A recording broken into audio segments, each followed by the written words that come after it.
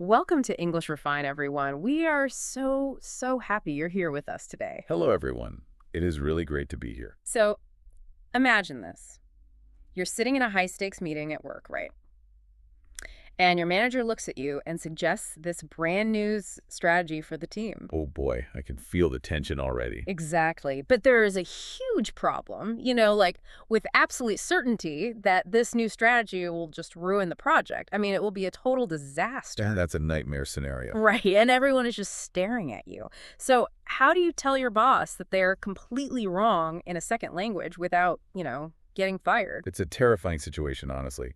It feels like walking through a psychological Right, landmine. totally. Because if you use the wrong words, you sound aggressive or rude. Yeah. But if you don't speak up, well, the project fails. Yeah, and that is exactly why we're doing a deep dive today into the real mechanics of expressing your opinion in English. It's such an important topic. It really is. We are not just going to give you like a boring list of words to memorize. We want to show you the psychology behind the language. Right. How native speakers actually navigate these tricky social situations every single day. Because expressing an opinion is, it's probably one of the most complex things we do in any language. Oh, absolutely. It's not just about translating words from your native language into English. It's about understanding power dynamics and politeness. Yeah, and how to protect your relationships while still being honest. Exactly. So to everyone listening right now, you have probably felt that sudden panic when someone just turns to you and asks, "What do you think?" Yes. Your mind just goes completely blank. Literally blank. Or maybe you have this really great idea, but you stay quiet because you just don't know how to say it politely. We have all been there. Every single language learner has felt that. Yeah, but today we are going to fix that.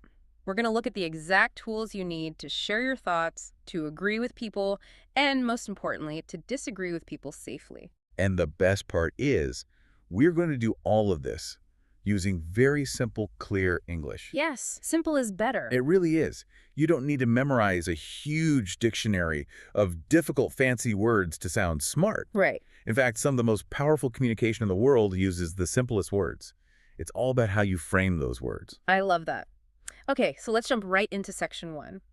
I want to look at the very foundation of sharing a thought. The basics. Exactly. The phrases that people use hundreds of times a day. Phrases like, "I think," "in my opinion," and "I believe." Right. Linguists actually have a name for this kind of language. They call it hedging. Hedging. Like a bush in a garden. Yeah, exactly like that. Yeah. When you build a hedge around your house, you're building this soft green wall to protect it. Oh, I see. Well, when you use phrases like, "I think," you are building a soft wall around your words to protect yourself socially. That makes a ton of sense. So if I just state a fact like, it is raining outside, there is no argument. Right, nobody can argue with that. Because you can just look out the window and see the rain. But if I say rainy days are the absolute best days, well, that is highly personal. Very personal. Yeah. And if you don't use a hedge, it can actually cause some friction. Yeah. Let's look at the psychology of why we need these hedges. Let's say you say a good education is more important than a good car. That sounds really strict, like a law. Exactly. It sounds like you are telling everyone else what they must believe. It leaves zero room for another perspective. But if you simply add, "In my opinion, a good education is more important than a good car," well, everything changes. You're basically telling the listener, this is my world, you don't have to live in it, but this is what it looks like from here. Right. Feels so much more inviting. I like to think of these basic phrases, I think, I believe, in my opinion, as your conversational baseline. They're like a plain, simple t-shirt. A t-shirt. I like that. Yeah, because you can wear a simple t-shirt anywhere. You can wear it to the grocery store, you can wear it sitting at the park or chatting with a neighbor. That is a great way to think about it. It's your safe, everyday uniform. And it is so crucial to use it. Can you give us another example? Sure. Here is a clear example we hear all the time.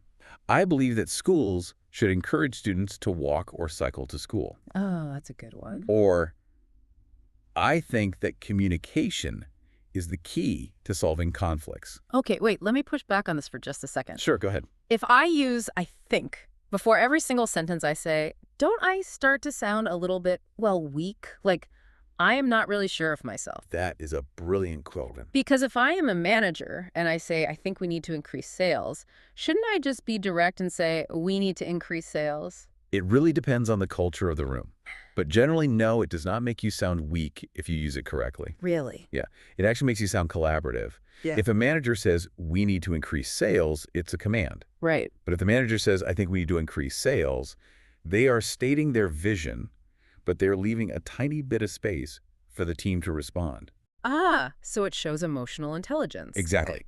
However, you're completely right that repeating, I think, 10 times in 2 minutes gets super repetitive. You'd sound like a broken record. You really would. Yeah. So we will talk about how to upgrade your vocabulary in a few minutes to fix that. Perfect. Okay, so the I think is the safe starting point. But a thought by itself isn't very useful unless you have a reason behind it. Oh, absolutely. The reason is everything. Yeah, I want to talk about the why. Because if you just give an opinion without a reason, people might hear you, but they really have no reason to care. Right. The reason is the engine that drives your opinion forward. I like that. And to connect your opinion to your reason, you really only need 2 simple magic words. Mm. Because and so.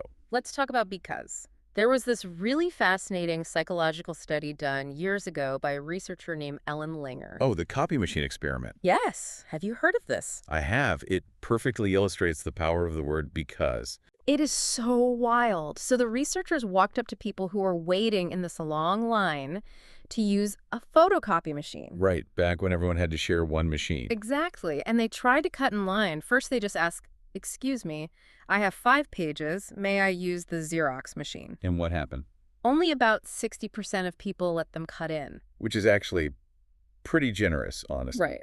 But then they tried again with different people, and they added a reason using the word because. Okay. They said, "May I use the Xerox machine because I have to make copies?" Which is an absolutely meaningless reason. I know. Everyone in the line has to make copies. That is literally why they're in the line. Exactly. But when they use the word because, over 90% of people let them cut in line. 90%. That's incredible. The word because is like a key that turns off our resistance. When we hear it, our brains automatically think, oh, they have a logical reason for what they are doing. I will agree.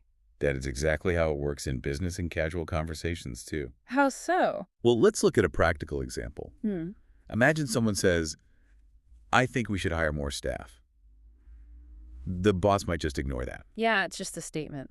But if you say, I think we should hire more staff because the team is too small to finish the project on time, see, you have connected the opinion to a clear, logical reality. That makes total sense. Here is a fun everyday example. In my opinion, Bangkok has the best street food because I have never seen more choices of what to eat. Right. You aren't just making a wild claim, you are providing your personal evidence. This is a huge step for English learners, isn't it? It is massive. When you are learning, it takes so much brain power just to form the first part of the sentence, the opinion. So true. It's very tempting to just stop talking once you get the opinion out, just out of relief. Yeah, you just want to take a breath. Exactly. But if you can train yourself to always, always take a breath and add because, your fluency and your persuasion skills will skyrocket. I love that. I want to challenge everyone listening right now. Next time you are thinking in English, do not let yourself stop at the opinion. Yes, force yourself to add a because. Try it out loud. Just talk to yourself in your room.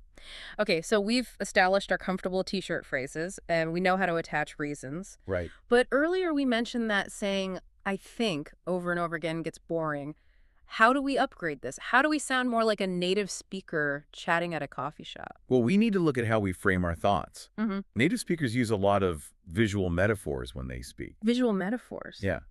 3 incredibly common alternative phrases are, from my point of view, the way I see it, and if you ask me. Oh, I love the way I see it. It literally puts a camera lens on the conversation. Exactly. It tells the other person, imagine you are looking through my eyes right now. Yes. It is a very physical way to describe an abstract thought. How would you use it in a sentence? Let's listen to how it flows. Yeah. The way I see it, mistakes are opportunities to learn. It sounds so much more thoughtful and relaxed than simply saying, I think mistakes are good. It really does. And what about if you ask me? This one feels very warm and familiar to me. It is. If you ask me, this movie could have been shorter. If you ask me is fascinating because a lot of the time, nobody actually asked you. Exactly. It is a totally rhetorical trick. Right. It is a way of offering an uninvited opinion while pretending that someone requested it. It lowers the tension. That's so clever. Use this with your friends when you're chatting casually about everyday things, movies, restaurants, sports. But wait, there is a physical reality to how native speakers actually say these words, Ruth? Definitely. Because the textbook might say, I think, but that is not what you hear on the street. Not at all. If you want to sound natural, you have to understand phonetic blending. Phonetic blending. Yes. Native English speakers are, honestly, very efficient with their mouth movements. Or lazy. Exactly. They do not like to stop their breath between words. So, I think rarely gets pronounced as two distinct words. It gets mashed together into one fast sound. I think. I think we should go. It almost sounds like a small hiccup at the start of the sentence. Precisely. If you overpronounce it like, I think we should go, it sounds robotic. It really does. It stops the rhythm of the conversation. You want to slide right into the main point. Let your words flow into each other like water. That is a great tip for you guys listening. Try blending those words together next time you practice. Just say, I think, super fast. It makes a huge difference. Okay, so now what happens when we aren't just casually chatting? What happens when we feel deeply, fiercely passionate about a topic? Ah, the strong opinions. Yeah. How do we show that intense emotion without suddenly sounding angry or out of control? This is a delicate balance. You want to project strength and conviction, but you don't want to raise your voice and start shouting. Nobody wants to be the person yelling in a meeting. Right. The secret lies in adverbs and intonation. Let's talk about the adverbs first. These are the little booster words you drop into the sentence to give it extra weight. Yes, words like really, strongly, and truly. Okay. So instead of the basic I think, you upgrade it to I really think. I see. Instead of I believe, you say I strongly believe. And instead of I feel, you try I truly feel. I strongly believe that all people deserve health care. Wow, that carries so much more gravity. Or, I truly feel that this is the best choice. The words are doing part of the heavy lifting. But, as you hinted at earlier, the words alone are not enough, are they? No, they aren't. How you use your voice, your pitch, and your stress changes the entire meaning of the sentence. Let's do a role play to really break this down. Okay, let's do it. Imagine we are on a road trip. We are lost. It is getting dark. Uh-oh. And you want to take a small dirt road. I think it is a terrible idea. Fair enough. So I could just say, I don't think it will work, but if I want to be strong, I need to stress the action word. I need to put heavy weight on the word think. So I look at you and I say, I don't think it will work. Did you hear what happened to your voice right at the end of the sentence? My pitch went down. Yes. Your voice dropped lower in tone. I don't think it will work. Right. In English, when your pitch drops at the end of a sentence, it signals finality. It signals absolute confidence. The thought is closed. You are certain. That's fascinating. What happens if I do the opposite? What if my voice goes up at the end? That is known as uptalk. Uptalk, okay. If you say, I don't think it will work, with your pitch rising at the end, Right. it completely destroys your confidence. Well, why is that? Because a rising pitch is the universal signal for asking a question. Oh, right. So when you use uptalk on an opinion, you are secretly asking the other person for permission to have that opinion. Wow. You're saying, I don't think it will work. Is it okay that I feel that way? That is crazy. So I might use the strongest adverb in the world, like I strongly believe, but if my voice goes up, I sound incredibly insecure. Exactly. The power dynamics in the room shift instantly based on that tiny pitch change. That is so important to remember. If you want to be respected, especially in a professional setting, you have to master the downward inflection. Voice down equals authority. Voice down equals authority. Got it. That is such a crucial mechanic of the language. It really is. Well, let's shift gears and talk more about that professional setting. We've been talking about casual phrases, the kind you use with friends or on a road trip. Right. But what happens when you step out of the coffee shop and walk into the boardroom? A whole different world. Exactly. You can't wear a T-shirt to a corporate pitch. The psychology of the room shifts, and your language has to shift with it. It absolutely does. The casual warmth of, if you ask me, Yeah. is completely inappropriate when you're giving a presentation to the CEO. Or writing an academic paper. Yes. In those spaces, you need formal English. Formal English is designed to create what we call polite distance. Polite distance. I love that term. What does that actually mean in practice? Well, when you're chatting with a friend, you want zero distance. You want intimacy. Right. But in business or academia, intimacy is unprofessional. You need to create a small, respectful space between your personal emotions and the professional topic. Okay, that makes sense. So we use phrases that sound a little more detached. Like what? Phrases like, it seems to me as far as I'm concerned, and it is my belief that. It seems to me that the project requires more research. Exactly. That sounds incredibly serious. It doesn't sound like a quick guess. It sounds like you spent hours analyzing the data before you spoke. And that is the exact illusion you want to create. It works perfectly. Let's look at, as far as I'm concerned, this is a really fascinating phrase.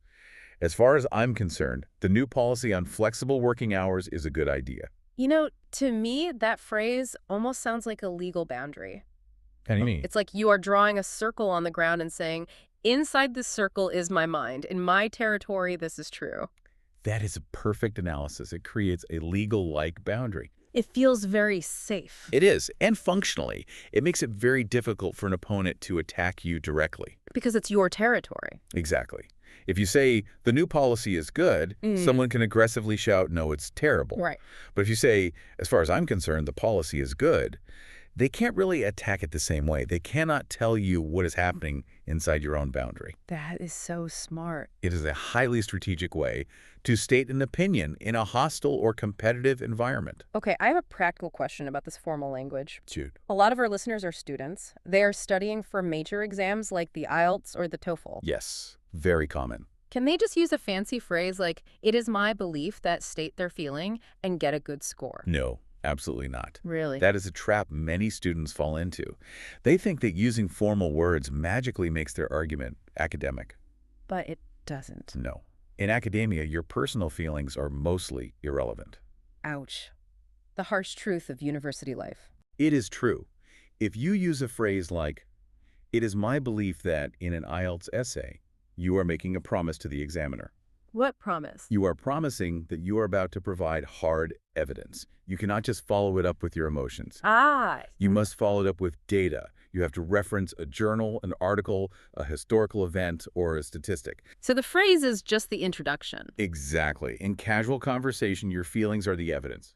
In formal writing, your feelings need facts to survive. So if I am writing an essay, I might write, it is my belief that urban pollution is increasing because recent data from the World Health Organization shows a 20% rise in smog. Exactly. Formal phrase plus hard evidence. That is how you win in academic English. That is super helpful. Okay, so we have spent a lot of time talking about how to broadcast our own thoughts. We have. But a conversation cannot survive if only one person is talking. We need to talk about the flip side of the coin. Right. Section 6. Yes. Section 6 of our journey today is about asking others for their opinion. This is so important. The most charismatic people in the world are rarely the ones who talk the most. That's so true. They are the ones who know how to ask the best questions. They know how to direct the spotlight onto other people. Directing the spotlight. That is a great way to look at it. It reminds me of being an air traffic controller. Oh, I like that analogy. Yeah, think about it. You are sitting in the tower, and you have all these airplanes flying around. Those are the different people in the conversation. Okay. If you don't direct the traffic, everything crashes. You have to look at someone and give them clearance to land their ideas. I love that. And you give them clearance by using very specific, open-ended questions. Like what? Phrases like, what do you think about? Right. How do you feel about? And what's your opinion on?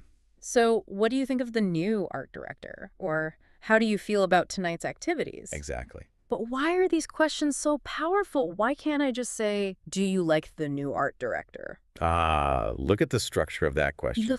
The new art director. It's a closed question. Oh, because it's yes or no. It can be answered with a simple yes or no.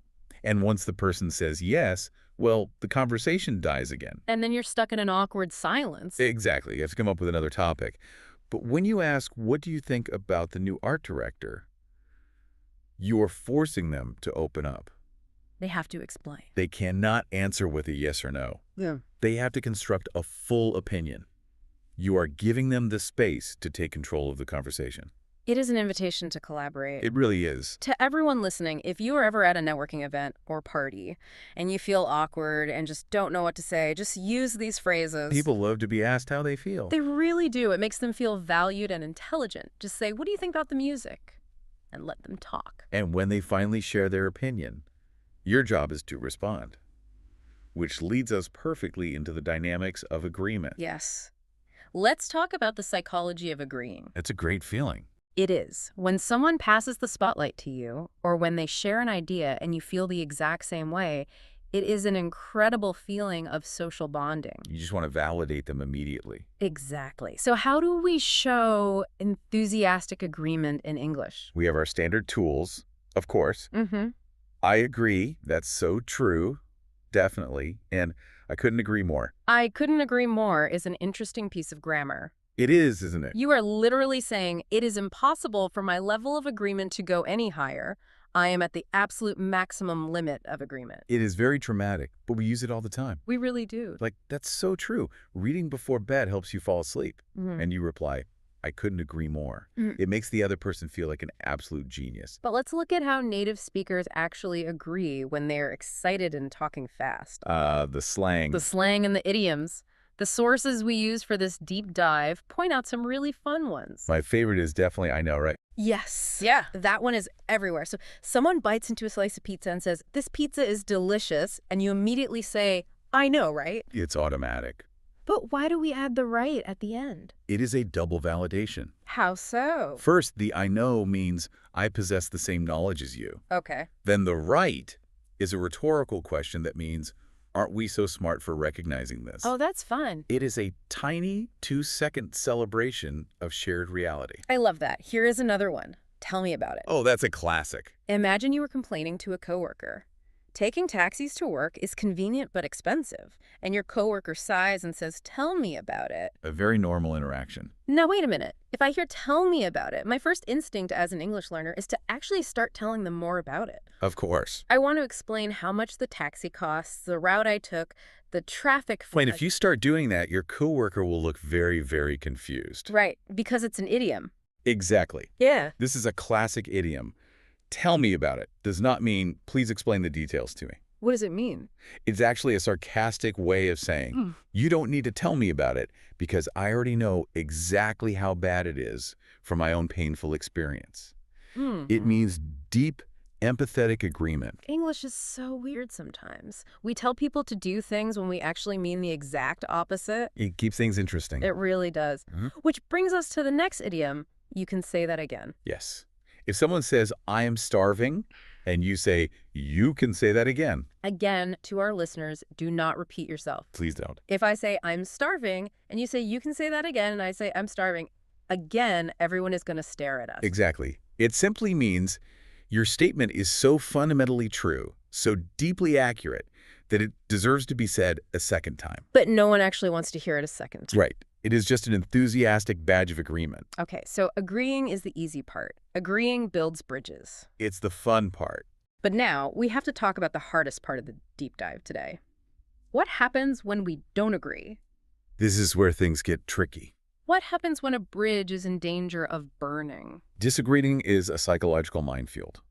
In many cultures, directly disagreeing with someone is seen as a hostile attack. It's deeply offensive in some places. Yes. It causes people to lose face. Even in English-speaking cultures, which are generally more direct, a flat no can destroy a conversation. So how do we navigate this? Well, the absolute core baseline way to express a negative opinion is to say, I don't agree or I disagree. Okay, but before we get into the polite strategies, I need to bring up a huge grammar mistake. Oh, let's hear it. And I want to push back on this a little bit, actually. Okay, go for it. The sources make a huge deal about never saying, I am agree or I am disagree. They say it is the worst mistake a learner can make. It is definitely a big one. But honestly, if I'm in a busy cafe and I say, I am agree with you, people know exactly what I mean. Is it really that big of a deal, or is this just English teachers being too strict? It is a fair question. Yes, people will probably understand your meaning based on context. Right. But here is why it matters linguistically and why it causes a tiny mental pause for a native speaker. Okay, tell me. In English, agree is an action verb. It's something you do, like running, jumping, or eating. It is an action, not a state of being. Exactly. You cannot say, I am run or I am eat. You say, I run and I eat. That makes sense. In many other languages, agreement is treated like an adjective, a state of being. You are in a state of agreement. Oh, so it's a direct translation problem. Right. So learners naturally translate that to I am agree. But when a native English speaker hears, I am agree, their brain gets confused for a microsecond. Like a glitch. Exactly. They hear the am, which means a state of being, and they wait for an adjective, but they get an action verb instead. It makes a sentence sound structurally broken. Ah, I see. So if you want your words to have power, especially in a professional setting, you must remove the am. It is simply I agree or I don't agree. Correct. You want your English to sound as solid as possible. Got it.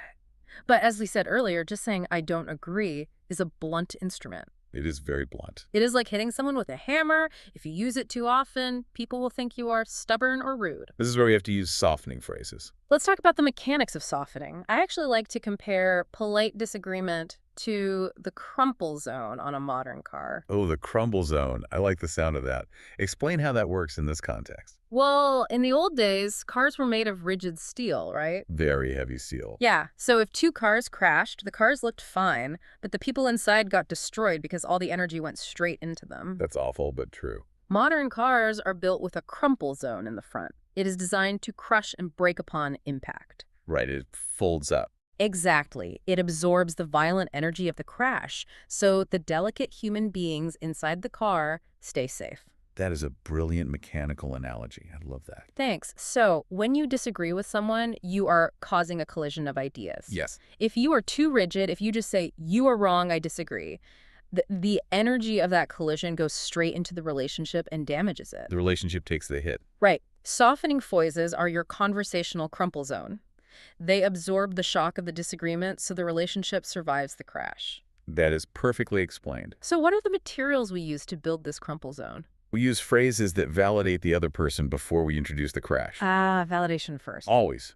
Phrases like, maybe, I understand your point, I see your point, but, and yes, but. Let's look at how they absorb the impact. Give me an example. Okay. Say a coworker says, we should launch the product today, and you think it is a terrible idea because the product is broken. You definitely shouldn't launch it. Right. But you don't just say no. You use the crumple zone. You say, I see your point, but the risks are too high right now. Notice what happens there. The first half of the sentence, I see your point, tells the other person, I am not attacking your intelligence. Exactly. I recognize that you have a logical reason for thinking that. You validate them. And once they feel validated, they relax. Yes. And then you introduce the word but, which signals the pivot, and you deliver your opposing view. It is highly manipulative in the best possible way. It really is. Think about this one. I understand your point, but we can't afford that vacation right now. Oof, a tough conversation. Yeah, but you are validating their desire for a vacation while maintaining the reality of the budget. Let's role play this to see how it feels in real time. Oh, fun. Let's do a TENS office negotiation. Perfect. I will be the demanding boss, and you have to tell me no without making me angry. Okay, I am ready. Give me your worst. We are falling behind. I need everyone to cancel their weekend plans and come into the office on Saturday and Sunday to finish this project. I understand your point about the deadline, and I know we are behind.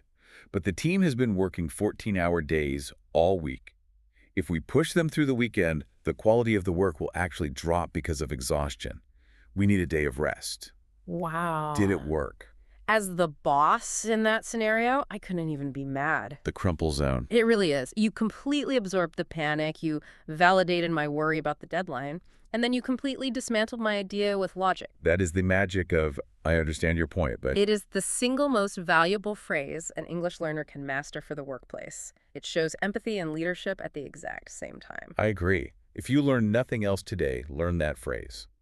All right, we are nearing the end of our deep dive today, but we have one more layer to explore. The final touch. Yes.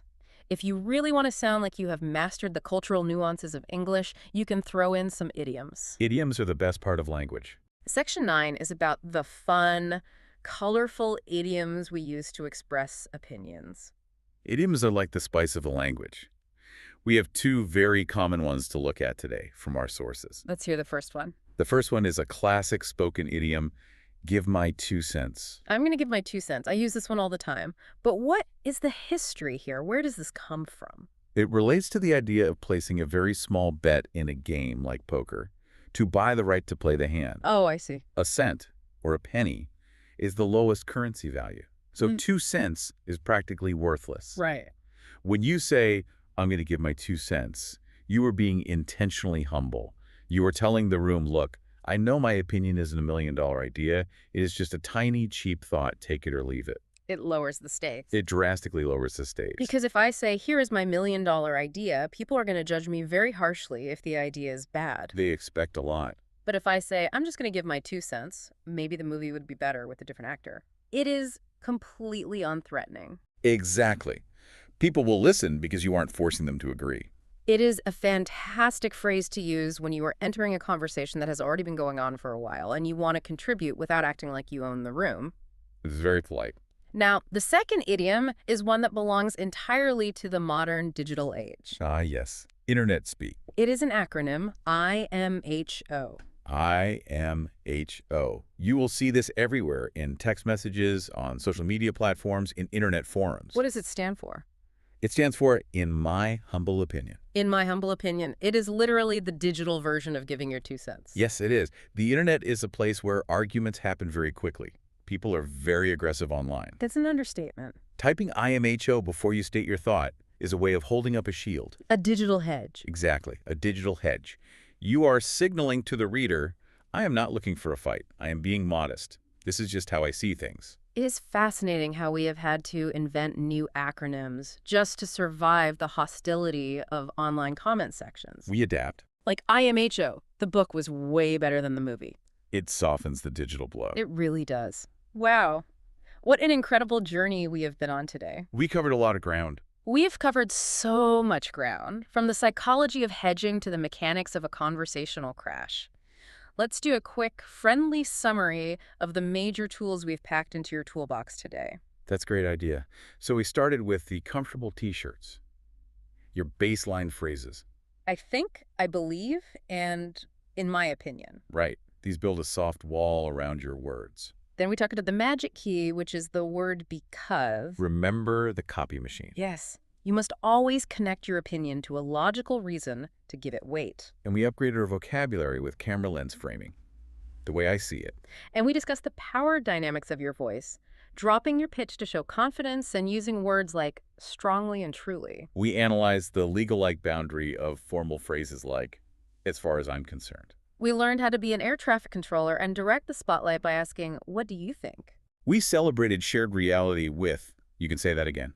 And most importantly, we learned how to build a crumple zone for disagreements. I understand your point, bud. The most powerful phrase in the office. That is a massive amount of information. If you are listening to this and feeling slightly overwhelmed, take a deep breath. Absolutely.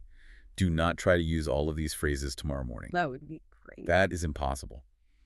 Learning the nuances of a language takes time, and making mistakes is a required part of the process. We all make them. Even native speakers misread the room and use the wrong tone sometimes. I want to encourage you to pick just 2 things from this deep dive. Maybe choose the phrase, the way I see it, and the crumple zone phrase, I see your point, but... Start small. Exactly. Write those 2 phrases down on a sticky note.